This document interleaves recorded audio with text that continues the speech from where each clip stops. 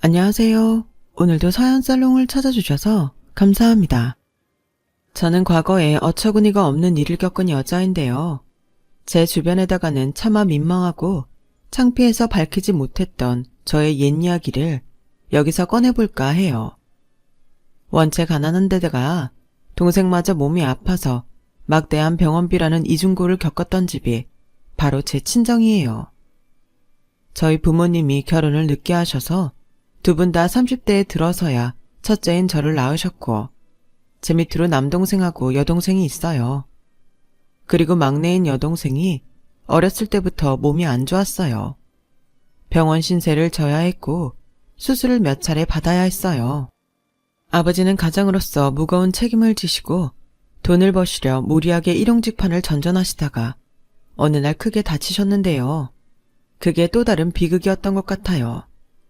이제 집에 환자가 둘로 늘어난 셈이었으니까요. 엄마는 이 모든 게 당신께서 자식을 건강하지 못하게 낳았기 때문이라며 자책하셨고 점차 우울증을 앓으셨네요. 이런 환경 속에서 제가 악바리 근성으로 자라난 건 예견된 수순이었죠. 저는 무조건 돈을 벌어서 가족들 뒷바라지하는 것밖에는 모르는 사람이었어요. 제 인생, 저를 위한 사치는 안중에도 없었고요. 그렇게 20대 중반을 지나고 나자 제 또래의 사람들이 전부 결혼을 하며 가정을 꾸리는 걸 보고 심란해졌죠. 단 하루도 쉬지 않고 가족들을 위해 달려온 저였기에 예쁘게 스스로를 꾸밀 줄도 몰랐고 남자와의 연애가 어떤 건지도 몰랐고 결혼이란 너무나도 머나먼 영화 속 이야기처럼만 느껴졌어요. 최소한 30이 넘는 노처녀가 되어서야 그저 그런 남자랑 선을 봐서 결혼을 하겠거니 싶었네요. 현실적인 판단을 내리고 나니 입맛이 아주 쓰더군요. 부모님과 동생들을 위해 그때까지도 쉬지 않고 돈을 벌어서 갖다 바친 저는 27 나이에 드디어 혼자 타 지역으로 가서 살게 되었어요. 예전에 몸을 담았던 공장의 임원분께서 자기 공장을 새로 차리셨는데 저에게 일자리를 주고 싶다면서 연락을 해오셨거든요. 숙식 제공에 벌이도 더 나아지길래 제가 응했죠. 새로운 환경에서 지내고 싶기도 하였고요. 그런데 그때 가족들로부터 제가 상처를 좀 받았어요. 저는 지난 세월 가족들을 위해 제 모든 것을 희생하며 살았건만 가족들은 저의 그런 희생을 별로 중요하게 생각 안 하고 있었더라고요. 자녀로서 당연히 그 정도는 해야 하는 거 아니었냐는 부모님의 말씀에 제가 말문이 막혔죠. 모든 게 부질없이 느껴졌던 순간에 제가 새로 옮겨간 타 지역에서 인연을 만났어요. 더 이상 너의 노력과 희생을 전혀 알아주지도 못하는 가족들을 위해 살지 마. 내가 너의 새로운 진짜 가족다운 가족이 되어줄게. 우리 결혼하자. 내가 너 하나만큼은 앞으로 반드시 책임질 테니까. 남편이 저에게 청혼을 해주었을 때 저는 그 품에 안겨서 울었네요. 강하고 씩씩한 척만 해오며 살았으나 저도 사실은 누군가에게 기대고 싶은 사람이었나 봐요.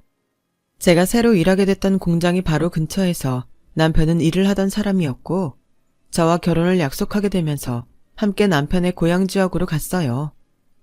차로 1시간 거리라 나름 가까운 위치였는데 초장부터 저는 시댁의 살벌한 냉기에 부딪히곤 기가 죽었어요. 남편은 여동생만 하나라서 장남이었고 시아버지 되시는 분은 암으로 돌아가신 상태였기 때문에 실질적인 집안의 가장이었죠. 그래서 시어머니의 불만이 더 엄청났었나 봐요. 취뿔? 아무도 없이 몸만 딸랑 오다니? 이런 털 떨어지고 염치 없는 여자랑 너는 결혼을 하겠다고? 아이고 우리 아들 제발 정신 좀 차려.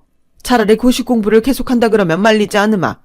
이렇게 볼 것 하나 없는 여자랑 결혼하면 이것보다 더한 비극은 없는 거야. 우리 아들 제발 이 엄마 말 좀 들어. 시어머니께서는 악을 쓰시다가 아예 반쯤 혼절을 하셨어요. 그 모습에 너무 놀란 저는 저절로 눈물이 나왔는데 그러자 정신을 놓으신 줄 알았던 시어머니께서 눈을 번쩍 뜨시고 몸을 일으키시더니 저에게 냉큼 삿대질을 하셨어요. 이것 봐라. 억지로 눈물 짜내면서 가련한 척하는 거. 가녀리고 연약하게 생긴 애들만 여우인 것 같지? 절대 아니야. 우리 아들 정말 조심해야 할 건 바로 이런 고민 척하는 여우인 거야. 지금도 동정심 유발하려고 시기적절하게 눈물 흘리는 것 좀 보렴. 네? 저는 결코 일부러 울지 않았어요. 지금 이 상황이 너무 당혹스럽고 어떻게 해야 할지 몰라서 저도 모르게 눈물이 나왔을 뿐이에요. 모르긴 뭘 몰라? 당장 내 귀한 금쪽 같은 아들하고 헤어지면 되지. 내가 원하는 게 뭔지 빤히 알면서도 눈 땡그랗게 뜨고 순진한 척 아무것도 모르는 척 하는 걸 보니 네가 보통 가증스러운 년이 아니구나. 내가 눈에 흙이 들어간다 해도 너를 며느리로 들이는 일은 없을 거야. 작정하고 반대를 하시는 것에 저는 고개를 푹 숙였고 남편도 이런 상황까지는 예상 못했는지 얼이 빠져 있었어요. 저에게 엄청 민망해하면서 우리 엄마는 내 말이면 다 들어주는 사람인데 갑자기 왜 저러는지 모르겠다며 변명을 늘어놓더군요. 저는 속으로 그럼 그렇지. 나 같은 조건을 받아들여줄 집안은 없을 거야. 라는 자기 비하를 하고 있었고요. 살아온 인생이 그러했으니 자신감도 자존감도 바닥이었던 것 같아요. 그때 놀랍게도 상황이 맞물려가기 시작했어요. 바로 남편의 여동생, 제 시누이가 자궁질환 때문에 복통으로 고생하다가 수술까지 받게 된 거예요. 그러면서 수술 전에 각종 정밀검사를 받았다가 다른 질병까지 알게 되었죠. 난데없이 큰 돈이 들어가게 된 셈이었는데 남편이 딱히 모아둔 돈도 없었고 시누이는 사회생활 경력도 없었으나 시댁에 돈이 좀 있었기에 무사히 넘길 수 있었고요. 제가 눈칫밥 먹어오며 또 아픈 여동생 수발 들어오며 살아온 전적이 있었기 때문에 시누이 문병을 갔던 이후로는 아예 간병인 노릇을 했어요. 이런 것에는 이골이란 사람이 바로 저였기에 너무나도 익숙했던 거예요. 제 행태를 보며 시어머니께서는 마음을 누그러뜨리셨죠.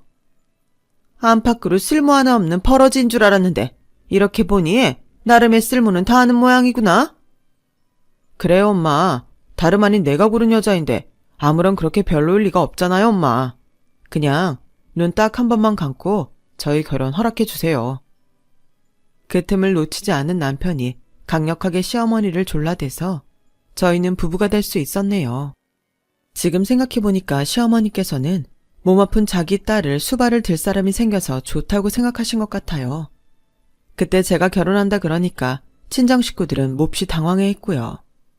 부모님이 저에게 우리는 너 줄 돈 없는데 라고 하시길래 그건 걱정 마시라고 대답해드렸으나 속으로는 얼마나 서러웠는지 몰라요. 그 지난 세월 제가 얼마나 가진 노력을 다했는데 저에게 돌아오는 것은 없었다니. 아무튼 결혼하는 데 들어간 비용은 거의 다 시댁에서 부담하였고 제가 먹을 거 안 먹고 입을 거 안 입어가면서 모은 쌈짓돈을 보탰어요. 너희 결혼시키느라 돈이 너무 들어갔구나. 이러다 우리 집안 곳간이 싹 다 말라버리겠어. 그렇게 되기 전에 돈을 벌어야 되지 않겠니? 너는 그렇게 생각 안 하니? 너 원래 공장일 다닐 때 잘했다면서. 이렇게 쉬는 거 언제까지 하고 있을 거야? 어서 나가서 돈 벌어야지. 그런데 사실 시댁 근처에 위치했던 저희 신혼집도 시댁 쪽이 먼 친척 어르신이 다른 사람한테 세놓았던 걸 저희 부부한테 2년 정도 그냥 살라고 내어주신 것이었고 간소했던 결혼식은 축의금 들어온 걸로 다 비용 충당을 했고 나머지 돈 들어간 걸 따진다면 제가 모았던 돈 내놓은 거랑 시댁에서 드린 비용이랑 엇비슷했거든요. 하지만 시어머니께서는 결혼시키느라 거금이 들어갔으니 저에게 얼른 돈 벌어서 그거 채워놓으라고 하셨어요. 우리 엄마 말이 맞아. 덕분에 결혼해서 살림 차렸으니 우리가 갖긴 해야지. 너도 지금부터 부단히 노력을 해야 우리 집안의 진정한 인정을 받을 수 있어. 그러니 살신성인의 자세를 보여줬으면 해. 내가 반한 건 바로 그런 모습이었으니까. 오빠, 나도 당연히 일을 해서 돈을 벌 생각이었어. 하도 어렸을 때부터 쉬지 않고 달려왔더니 지금처럼 이렇게 통으로 3달 이상을 출근 안 해본 건 처음이라 나도 너무 낯선 기분이었고. 그런데 오빠는 혹시 일자리 어떻게 할 거야? 어디로 구해서 출근하기로 했어? 너도 충분히 짐작했겠지만 내가 공부머리가 좀 많이 좋은 편이야. 전에 고시 공부할 때는 최선을 다하지 않았기 때문에 자꾸 미끄러졌던 것이고 그러다가 기분 전환하려고 잠시 딴 동네 가서 일을 하다가 널 만났던 건데 이제는 다시 고시 공부를 시작해보려고 해. 남자가 칼을 뽑았으면 무라도 썰어봐야 하지 않겠어? 이런 나를 응원해 줄 거라고 믿어. 너는 그럴 여자니까. 안 그러면 나 실망할 거야. 남편은 원래 하다가 때려치웠던 고시 공부를 하겠다며 학원을 끊더군요. 지금 돌아보면 너무 속상한 상황이었으나 그 당시에는 남편이 저에게 너는 다른 여자들과 다르고 너는 특별하다. 이런 식으로 말을 해주는 게 대단한 칭찬으로 들렸나 봐요. 억척스럽게 노력할 줄만 아는 요령 없고 무식한 제 모습을 장점으로 봐주는 것에 가슴이 뭉클했었네요. 결혼을 위해 왔을 뿐이지 연고 하나 없는 곳에서 저는 일자리를 알아보다가 시어머니로부터 제안을 받았어요. 너 어줍잖게 또 공장 일이니? 하루 종일 복사기만 돌리는 사무시다발이 일이니? 그런 거 알아보고 있다면 때려치워라. 차라리 내가 알려준 곳에 가서 일을 해. 그 식당이 사람 하나는 기가 막히게 굴려준다고 그러더라. 네? 식당이요? 제가 워낙 집에서 부엌 살림까지 도맡아 했던지라 기본적으로 요리를 하는 건 맞는데요. 그렇다고 식당 일과 잘 맞는다고 할 수는 없어요. 제가 그걸 해낼 수 있을지 모르겠어요. 일단 해보고 나서 이러쿵저러쿵 떠들든지 해. 난 이미 거기다가 너 곧 출근할 거라고 말을 다 해놨으니까. 너는 잔말 말고 일할 때 입을 허드레 티셔츠랑 고무줄 바지나 장만하렴. 저는 고민을 해볼 요량이었으나 알고 보니 시어머니께서는 이미 그 식당에다가 저를 일하는 것으로 말을 해놓으셨던 거예요. 기사식당이라고 간판을 단 곳이었으나 기본 한식 뷔페처럼 다른 일반 손님들도 많이 오는 집이었는데 급여가 센 편이었어요. 갑작스레 식당 일을 하려니 내키지 않아서 망설였던 저도 급여 얘기를 듣고서 그냥 바로 하겠다고 사장님께 확답을 드렸을 정도였네요. 그런데 세상에 공짜는 없다는 말이 딱이었어요. 그만큼의 급여를 주는 이유가 있었던 거예요. 일거리가 미친 듯이 쏟아졌고 모든 순간이 고되어서 저는 단 사흘 만에 몸살을 앓았어요. 어째서 편한 복장이 요구되는지도 알겠더군요. 조리하는 현장이 가히 전쟁터를 연상시켰거든요. 게다가 가뜩이나 일 자체도 힘들어 죽겠는데 전부 다 나이 든 여자들 뿐이었으니 여사님들의 등살에 치여서 새로운 젊은 피였던 저는 온갖 개고생을 도맡아 해야만 했어요. 재료 다듬는 업무는 손목과 어깨가 너무 상하는 거라서 이틀 연속으로 하지 않고 돌아가면서 하루씩 하는 거였는데 저는 첫 출근한 그 주에 내내 재료를 다듬는 담당이었어요. 너무 힘들고 진짜 이러다 죽을 것 같아서 남편에게 우는 소리를 했더니 저에게 하면서 마치 어린아이 나무라듯 혼을 내더군요.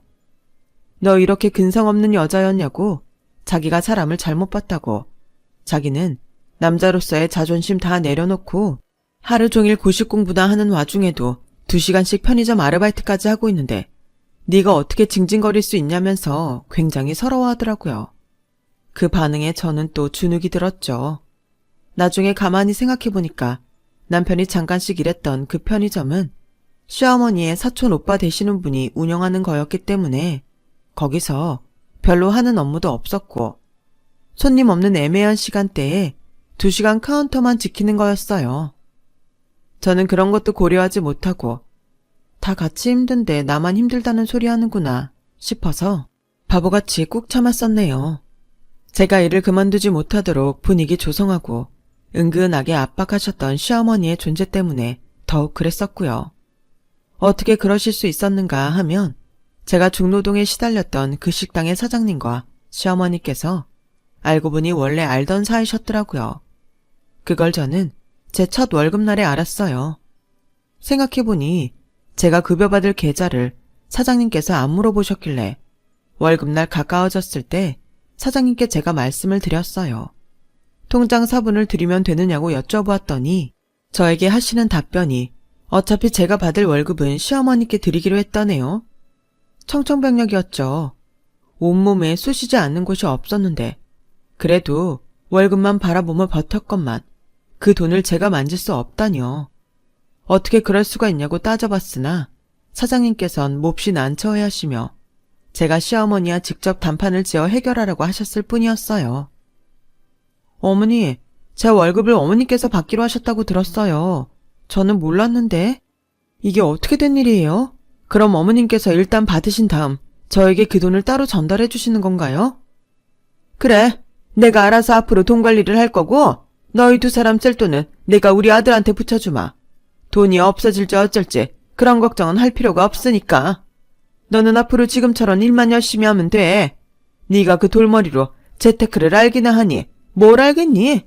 힘들게 빌어먹고 산 집안에서 자란 너는 재테크라는 말이 뭔지도 잘 모를 테지? 그러니 돈 만질 줄 아는 내가 응당 관리를 해야 맞는 거지. 안 그러니? 그때 제 얼굴에 열이 뜨겁게 올랐고 보지 않아도 아마 빨개졌었을 거예요.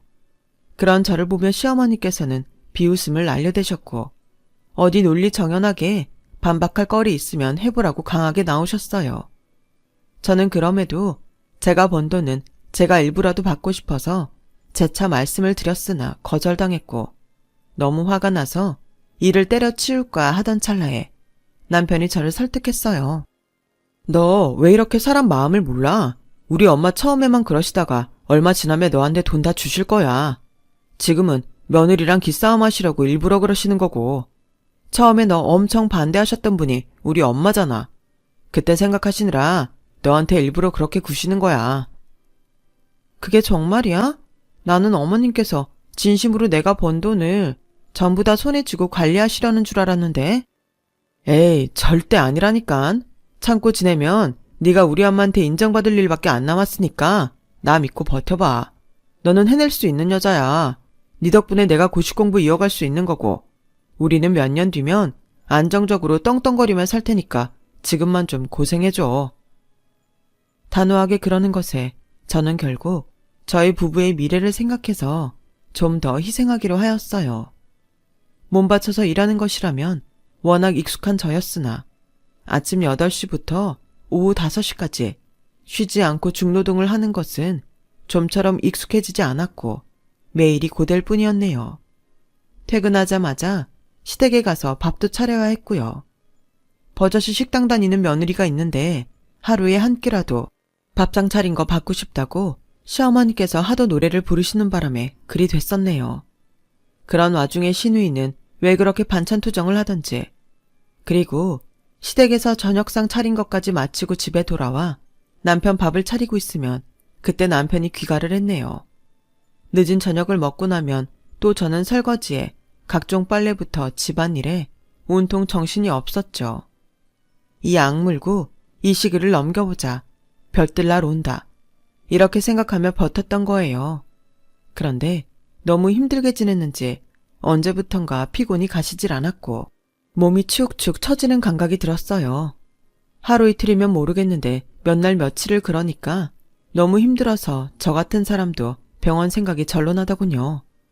평일은 내내 그렇게 일을 했고 토요일에는 격주근무, 일요일에만 온전히 휴일이라 당최 병원을 갈 수가 없어서 미뤄졌어요. 그러는 동안에도 제가 피곤에 쩔어있는 모습을 보고도 남편, 시어머니, 시누이 중에 누구 하나 괜찮냐, 어디 아프냐 이렇게 먼저 물어봐주는 사람이 없었네요. 몸이 아픈데 그것보다 마음이 더 아팠어요. 일요일에도 의원 여는 데가 있어서 힘들게 찾아갔더니 주사 한 대 놔주고 영양제를 꼭 잘 챙겨 먹으라고 하더군요. 그래서 제가 모처럼 영양제라는 것을 약국에서 사봤어요. 그런데 하필 저희 부부 사는 집으로 직접 발걸음을 하신 시어머니께서 그걸 딱 보신 거예요. 제가 밖에 떡하니 둔 것은 아니었고 부엌 천장에 뒀는데 시어머니께서 살림 점검하시겠다고 다 열어보셨다가 발견하셨어요. 남편 먹는 거냐고 물어보시길래 저도 모르게 아니라고 제 거라고 대답해버렸네요. 그랬더니 안색이 확 바뀌신 거예요. 난 또 공부하랴 알바하랴 이중으로 고생하는 우리 아들이 챙겨 먹는 영양제인 줄 알았지 뭐니? 너는 이런 거 좋은 거 있으면 너만 숨겨놓고서 먹는 거니? 우리 아들은 안 챙겨주고? 어머니, 그거 여자한테 좋은 영양제라서요. 나눠 먹을 수가 없어서 그랬어요. 그래? 그럼 우리 딸한테 좀 나눠줬으면 좋겠구나. 이거 상표 보니까 대기업에서 나온 거네. 알아주는 곳에서 만든 거면 믿을만하지 않겠니? 반 정도는 우리 딸 챙겨 먹으라고 내가 가져가야겠구나. 제가 어이없는 심정을 꾹 누르고선 시누이는 건강 문제로 고생했던 사람이니까 이런 거 챙겨 먹으면 좋긴 하겠다는 생각을 애써 해가면서 영양제를 반 정도 빼냈어요. 그랬더니 시어머니 하시는 말씀이 가관이었죠. 네 시어미는 여자 아니라니? 너는 어쩜 그렇게 촌떡같이 생겨먹은 대로 센스 하나가 없어. 당연히 알아서 내 목도 챙기면서 이건 어머님 드세요 하면 얼마나 좋니?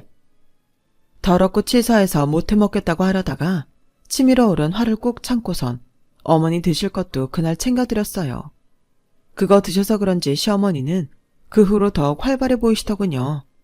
하지만 정작 저는 식당 뒤 식자재 창고에서 일을 하다가 쓰러지고 말았네요. 갑자기 현기증이 확 일어나면서 눈앞이 핑그르르 돌더라고요.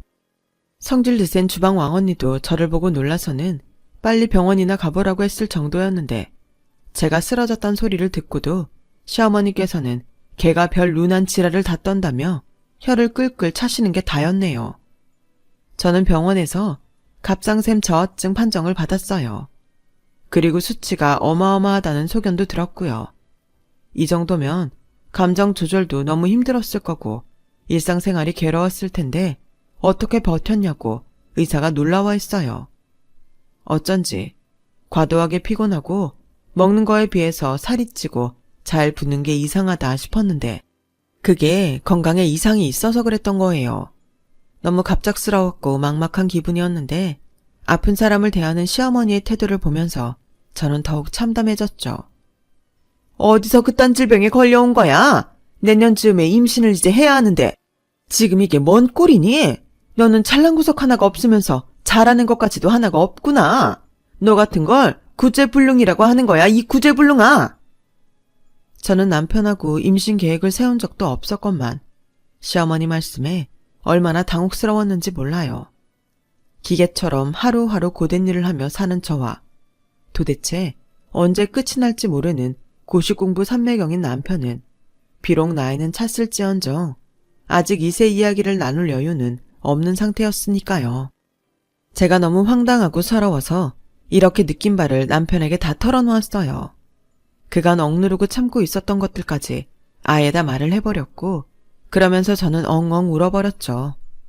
남편이 저를 적극적으로 달래주진 않았으나 저에게 미안하다고 말을 하길래 그것으로도 저는 나름의 위안을 받았던 것 같아요.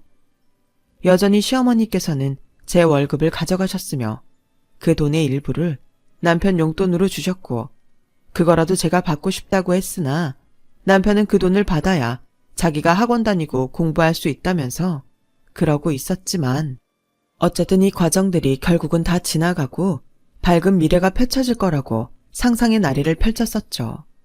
하지만 진실은 너무나도 추악하였어요. 원래는 제가 근무하는 토요일이었으나 내부 사정으로 갑자기 쉬게 된 날이 있었어요. 남편은 일찍 공부하러 나갔는데 오후에는 시댁에 갈 거라고 했었죠. 그걸 기억해둔 제가 낮에 시댁을 불쑥 가봤던 거예요. 정말 지금 생각해도 이상한 것이 제가 당최 남편이 있을 시댁에 굳이 갈 이유가 없었는데 그날 제 발이 거기로 향했다는 점이에요. 운명의 인도였나 봐요. 왜냐하면 도착한 시댁에서는 제가 온 것도 모르고 거실 TV를 크게 틀어놓은 채 세 식구는 부엌 식탁에 둘러앉아 대화를 나누고 있었거든요. 제가 우선 TV의 볼륨이라도 낮출까 해서 거실로 발걸음을 옮겼는데 문득 들려오는 대화 내용이 심상치 않다는 걸 느끼고 그대로 걸음을 옮겨 부엌 옆으로 가서 귀만 기울였어요. 엿드는 이가 있을 거라는 건 상상도 못한 채로 시어머니와 남편이 이런 대화를 나누었죠. 그것 봐라. 내가 뭐랬니? 결혼 너무 성급하게 하는 거라고 했었지? 이 엄마가 말리는 데엔 다 이유가 있었던 거야.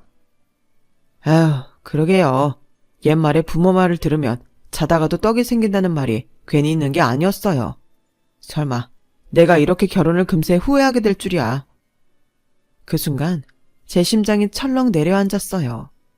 도대체 왜 저런 대화가 나오게 된 건지 의문이었는데 신우이의 말에서 힌트를 얻을 수 있었죠. 시어머니의 지인을 통해서 남편 쪽으로 중매가 들어왔던 모양이었어요.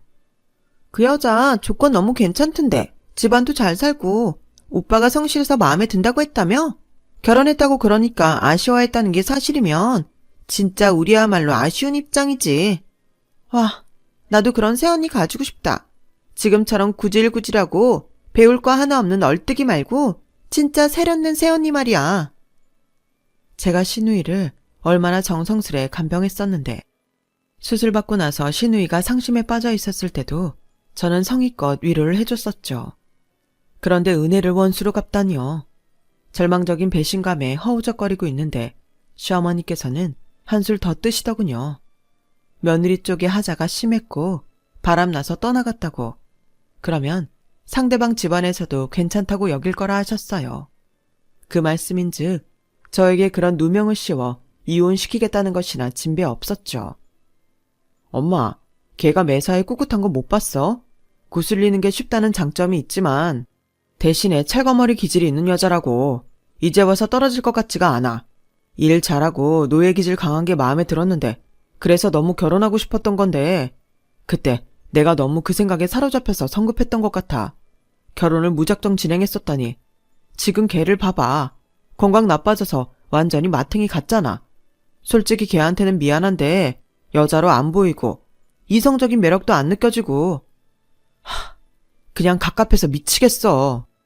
제 남편의 목소리가 분명히 맞았는데 들려온 내용은 너무 충격적이라 그 사실을 부인하고만 싶었어요. 비참하게도 발소리를 죽이고 울음을 삼키며 저는 시댁을 몰래 빠져나왔고 그때 제 가슴은 온통 문드러졌습니다. 저 심성 나쁜 자들을 막으려면 제가 절대로 이혼을 안 해줘야 하는데 그걸 알면서도 저는 더 이상 저를 깔보는 존재들과 엮이며 사는 게 싫었고 저를 사랑하지도 않는 남자의 아내로 살며 스스로를 갉아먹기가 싫었어요. 생각을 차분하게 정리한 저는 우선 사과를 받고 싶어서 남편에게 제가 그들의 대화를 들었노라 밝혔죠. 그리고 당장 사과하라고 했어요. 저는 남편이 응당 그것만은 바로 들어줄 줄 알았는데 제 눈을 보며 피식 웃더군요. 내가 왜 사과해야 돼? 여자로서 너무나도 매력이 떨어지는 네 잘못도 있잖아. 우리 아직 신혼이라 할 수 있는 시기인데 너 지금 꼬라지를 봐라. 뭐라고? 내 꼬라지가 왜 이렇게 됐는데? 너 때문이잖아. 네 가족 때문이잖아. 이 양심 없는 나쁜 놈아. 제가 눈물로 외치자 그때부터는 피곤하다면서 저를 상대도 안 해주었죠.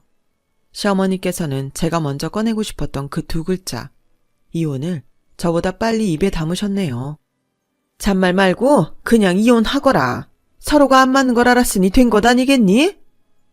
왜요, 어머님? 새로 며느리로 맡고 싶은 사람이라도 있나 봐요. 아, 그새 벌써 오간 이야기라도 있는 모양이죠? 네, 마음대로 하세요. 그런데 저는 이 집안에서 제가 온몸 바친 희생의 대가를 받고 나가야겠어요. 이대로 그냥은 못 나가요. 그러자 시어머니께서는 뭐가 그리 분하셨는지 저를 향해 씩씩거리시며 지갑에서 10,000원짜리 3장을 꺼내 던지셨어요. 저는 제 얼굴을 때리고선 바닥으로 떨어진 30,000원을 멍하게 쳐다봤죠. 도저히 믿기지 않아서요. 그렇게 다시 천천히 고개를 들었을 때 저는 제 얼굴에 떨어진 10,000원짜리 2장을 마주해야 했어요. 이건 보너스다. 이만하면 후하게 쳐줬지? 우리 아들, 감히 니까지 것이 넘보지도 못할 귀한 사내인데 그동안 네가 부부로 살아봤으니 사실은 내가 너한테 돈을 뜯어내야 속이 시원한 참인데 그간 네가 벌어다준 돈이 있으니 거기서 참작하여서 30,000원 거슬러 줬고 20,000원은 내가 인심 후하게 썼다. 이제 정상 끝났으니 네가 꺼지는 일만 남았구나. 이루 말할 수 없이 비참하였고 제 영혼에 상처가 나는 듯한 그런 이상한 감각이 들었어요. 더 머무르면 제가 돌이킬 수 없는 흉터를 입을 것 같아서 결혼했을 때 어리석었던 것처럼 꼭 그렇게 바보 같은 모양새로 이혼을 하였습니다. 더 이상은 얽히고 싶지가 않았어요. 저는 시어머니였던 그분이 던진 50,000원, 그때 꾸역꾸역 챙겼어요. 그런 저를 그분은 마구 비웃었었죠.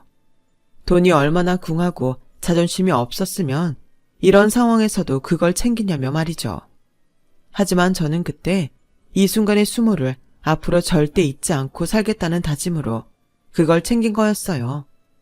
다시는 멍청이 같은 선택을 하며 살지 않겠다고 스스로에게 약속을 하며 피눈물을 삼켰네요. 저는 고향 지역으로 돌아갔지만 친정 부모님은 이혼당한 저를 창피해하셨고 저는 자취를 하며 일을 다녀야 했어요. 식당 일은 이제 안 하고 싶었으나 조건이 너무 좋았고 무엇보다 젊은 여사장님의 인품에 끌려서 그곳에 출근을 하게 되었죠. 그리고 이때부터 제 인생이 달라지기 시작했어요. 전에 하던 일에 비하면 너무나도 수월했기에 저는 편하게 했는데 그게 사장님 눈에는 대단하게 보였나 봐요.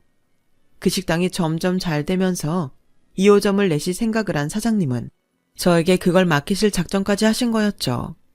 저는 너무나도 큰 기회가 찾아온 것에 두려웠고 어떻게 하면 거절을 잘할 수 있을까 그 생각뿐이었어요. 고민을 나누다 보니까 자연스레 동생들하고 관계가 친밀해지더군요. 알고 보니 동생들은 나이가 들수록 점점 더 그 마음속에서 저를 향한 고마움이 커졌더라고요. 특히 제가 타 지역으로 떠났던 뒤부터는 저의 빈자리를 실감하면서 더욱 저에 대한 고마운 마음들을 가지게 된 모양이었어요. 하지만 대화를 나눌 기회가 딱히 없었기에 몰랐던 것뿐이었죠. 특히 동생들이 제가 이혼한다는 소식을 접하자마자 개설했던 적금 통장을 보고 제가 눈물을 훔치다가 종국에는 오열해버렸어요. 둘이서 뜻을 모아 저를 위한 적금을 붓고 있었다는 것 자체로도 저는 제 인생의 지난 모든 세월을 보상받은 것이었습니다. 친정 부모님이 어찌 태도를 취하시든 이제 새 남매는 서로의 손을 꼭 잡고 있었으니 그것으로 감동이었죠. 동생들이 제 뒤에 있다는 생각에 용기가 피어오른 저는 2호점을 도맡아서 해보겠다고 나섰고요. 제가 동생들과 우애를 다지는 과정까지 다 보신 사장님께서는 가까운 지인에게 제 이야기를 해놓으신 상태였어요. 저는 그걸 꿈에도 모르고 있었고 그냥 2호점을 성공적으로 오픈하고 정신없이 장사하는 것만으로도 바빴는데 어느 날 사장님께서 저에게 남자 소개를 받아보라 하시더군요. 무조건 거절했으나 가까운 지인분의 조카라고 한번 만나나 보라고 간청을 하시기에 못 이긴 척 소개를 받아봤어요. 근데 저보다 3살이나 어리더라고요. 저는 이혼녀였고 예쁘지도 않았고 내숭 떠는 매력도 없는 여자였어요. 그걸 제가 잘 알았고 전 남편에게서 들었던 폭언 때문에 자신감도 없었건만 그 사람이 저를 향해 이렇게 말을 해주는 거예요. 저희 이모랑 식당 사장님이랑 두 분 다 사람 보는 눈이 정확하신 것 같아요. 그리고 어떻게 제 취향도 정확히 알아보셨는지 모르겠네요. 쑥스러운지 제 눈도 똑바로 못 쳐다보고 배시시 웃으면서 말하는 모습에 제가 깜짝 놀라다 못해 그 자리에서 하마터면 뒤로 넘어갈 뻔했어요. 그랬다면 엄청 부끄러운 일로 남았겠죠. 저는 그렇게 이혼하고 나서 딱 1년 만에 연애를 시작했어요. 갑상샘 질환 때문에 마음고생할 때도 있었으나 어느샌가 자연스럽게 수치가 정상으로 돌아와 버렸어요. 이거 참 귀신이 고칼 노릇이었죠. 세월이 흘러감에 따라 저는 대박 식당의 사장으로, 동생들이 자랑스러워하는 집안의 장녀로, 조카에게 용돈을 턱턱 안겨주는 멋쟁이 고모이자 이모로, 그리고 저를 세상에서 가장 아껴주는 남자의 아내로 그렇게 살아갔어요. 그러던 어느 날 저는 엄청난 우연 앞에서 소스라치게 놀라고 말았죠. 아니, 그쯤 되면 우연이 아니라 운명이라고 해야 할까요? 신축 빌라 단지에 들어선 저희 차가 주차를 하는데 청소업체 차량이 바로 옆에 보이더라고요.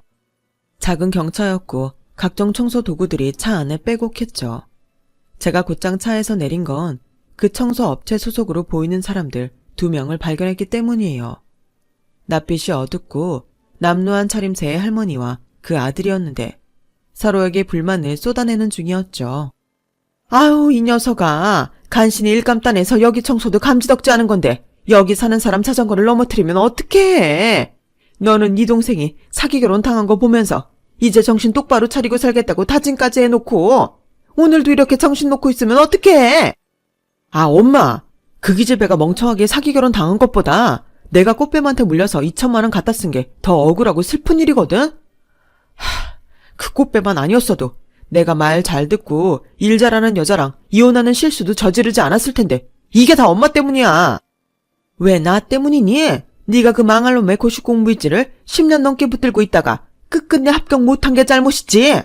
우리 집안 돈 다 말아먹고 길거리에 나 앉을 뻔한 거 간신히 모면해서 이 일이라도 시작한 건데 너는 벌써부터 일을 엉망으로 하고 있으니 일을 어쩌면 좋아. 여기라도 그나마 간신히 계약단에서 다행이긴 한데. 응? 저게 누구야? 한때는 제 시어머니셨던 그분이 저를 발견하곤 눈을 휘둥그레 뜨셨어요. 그러자 옆에서 꾀지저한 몰골에 짧게나마 저와 부부로 살았던 그놈 역시도 저를 알아보고는 입을 쩍 벌리더군요. 제가 씩 웃으면서 가까이 다가가자 마치 약속이라도 한 듯 두 사람은 뒷걸음질을 쳤어요. 그러다가 그놈은 아예 엉덩방아를 찧었죠. 저는 그 모습을 비웃음으로 내려다보며 두 사람에게 말했어요. 저는 여기 이 건물과 좋은 인연을 맺어볼까 해서 답사차 와본 건데 희한하게도 악연을 여기서 만나네요. 방금 들어보니까 여기 건물 청소하시는 모양인데 이거라도 참 소중한 일감인가 봐요. 그렇다면 제가 여기를 마음에 안 들어하길 바라셔야겠네. 그게 무슨 소리야? 설마 네가 여기 이 빌라에 이사라도 오려고? 그렇게 해서 우리를 괴롭힐 작정이야? 저렇게 비싼 고급 외제차 타고 다니는 걸 보면 운 좋게 팔자를 핀 모양인데 그런 만큼 마음 곱게 썼으면 좋겠구나. 아무리 입주민이라도 청소업체에게 함부로 굴 수는 없어. 건물주인도 아닌데. 옛날에 비해 너무 덩치가 왜소해지신 그분이 몸을 달달 떨며 말씀하시는 게 안쓰럽기까지 하더군요. 제가 피식 웃을 때 운전석에서 내린 남편이 제 곁으로 다가왔어요. 키도 크고 멀끔하게 명품을 빼입은 남편이 제 곁에 서자 저는 팔짱을 꼈고 활짝 웃으면서 그분과 그놈에게 이야기했죠. 아, 될 수도 있어요. 건물주인. 저희 부부가 요즘 건물 쇼핑에 재미를 들려서요. 백화점 쇼핑보다 훨씬 더 재미있고 유익하더라고요. 만약에 여기가 제 마음에 들면 구입을 해볼까 하는데 그렇게 되면 두 분은 여기 일에서 탈락이니까 그렇게 아시고. 뭐라고? 엄연히 계약을 하고 일을 시작한 건데 그럴 수야 없어. 여기처럼 위치 좋고 청소하기 수월한 곳도 없는데 다시 어떻게 이런 데를 찾으라고. 저기 잠시만요. 사모님, 우리가 옛날에 좀 얼굴 붉힐 일도 있었지만 이제 다 지나간 과거이고 현재는 현재죠. 안 그래요? 갑자기 사모님이라 부르시니까 제가 몸둘 바를 모르겠네요. 그 용기가 가상해서 제가 계약 해지 위약금 정도는 후하게 물어드리는 걸로 할게요. 금액은 어디 보자. 한 5만 원이면 적당하시죠? 3만 원 부를까 하다가 그건 너무 쪼잔한 것 같아서 5만 원 부른 거예요. 거기까지가 그분이 자력으로 서 있을 수 있는 마지막이었어요. 다리에 힘이 풀리셨는지 바닥에 털썩 주저앉으셨고 눈치 빠른 남편은 이 두 사람이 누구인지 이미 짐작을 마친 터라 인상을 찌푸리며 그 곁을 지나갔어요. 위압감이 느껴지는지 찌질한 그놈은 고개를 푹 숙였고요. 그분은 넋이 빠져서는 저희 부부가 타고 온 차를 하염없이 바라보고 계셨네요. 저희 부부가 건물 다 보고 나왔을 때는 이미 흔적도 없이 그 두 사람과 작은 경차는 사라져 있었고요. 건물주분께 다음에 여쭤봤더니 5만 원 받고 잘리기 전에 먼저 그만두겠다고 그 청소업체에서 말을 해왔다는 거예요. 말이 청소업체이지 개인이 막 시작한 지 얼마 안 돼서 이런저런 거라도 다 해보려고 애쓰는 모습에 계약을 했었다고 건물주분께서 말씀해 주셨죠. 먼저 그만두겠다고 하는 목소리가 상당히 떨리고 있었다는 건물주분의 추가 설명을 들으며 저는 쓴웃음을 짓고 말았네요. 저희 부부는 결론적으로 그 건물을 구입하지도 않았는데 말이죠. 다시는 그들을 볼 수 없었으나 치열하고 처참한 일상을 이후로 이어갔을 거란 예감이 들어요. 저는 사랑하는 남편과 딸과 함께 잘 살아가고 있답니다. 지금은 친정 부모님과도 사이가 좋고 시댁 식구들과는 두말할 것 없이 화목한 나날을 보내고 있네요. 제 이야기는 여기까지입니다. 들어주신 여러분의 일상에도 항상 건강과 즐거움이 가득 이어지길 바랍니다. 여러분, 사연 댓글에 응원과 현명한 조언 부탁드려요. 좋아요와 구독은 저에게 큰 힘이 됩니다. 오늘도 좋은 일 가득하세요.